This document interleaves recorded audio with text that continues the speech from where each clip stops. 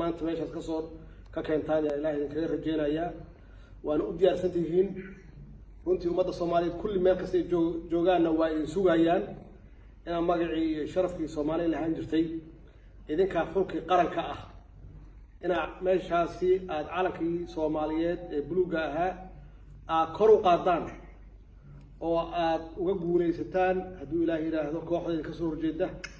si xaraga leh oo qurxoon oo wanaagsan oo sharaf badan inaad uga guuleystaan yaa ilaahay idinkaga rajeynayaa runtii meel walba iyo qof kasta Soomaaliyeedna waa idinka hadlaan waa idin fiirsanayaa waxaa matalaysaan qaran Soomaaliyeed waxaa matalaysaan dal Soomaaliyeed yaad matalaysaan